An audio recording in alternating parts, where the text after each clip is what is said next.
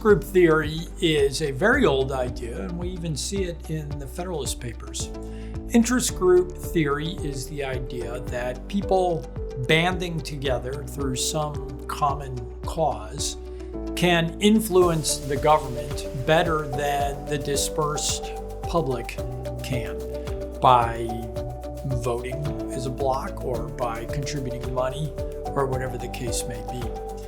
Interest group theory is especially important in a field of study known as public choice economics.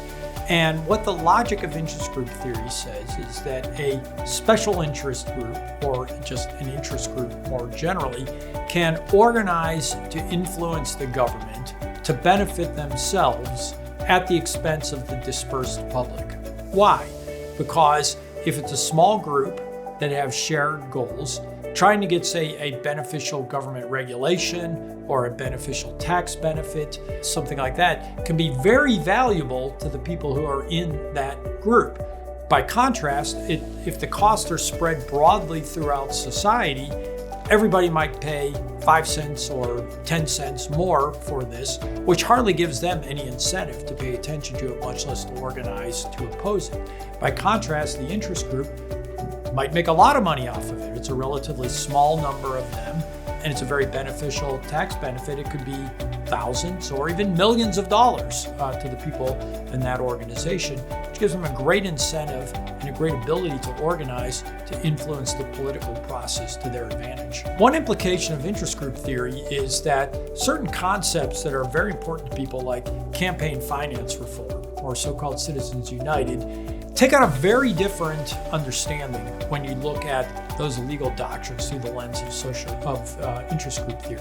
So why do interest groups organize? Interest groups organize because influencing the government can be very economically beneficial to them, and that's what provides the incentive.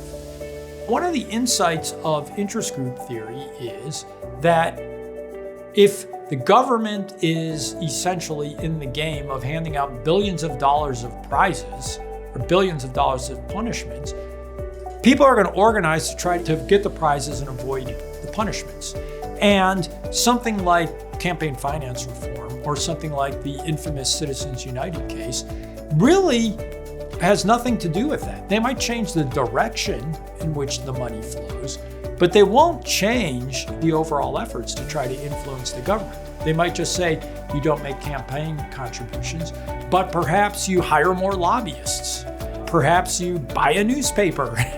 Perhaps you put the congressman's son on your board of directors, for example. There's a lot of ways in which you can exert influence without campaign finance. And the mere fact that you've closed one tributary in the efforts to influence the government will probably just be directed towards other ways that you can make your influence.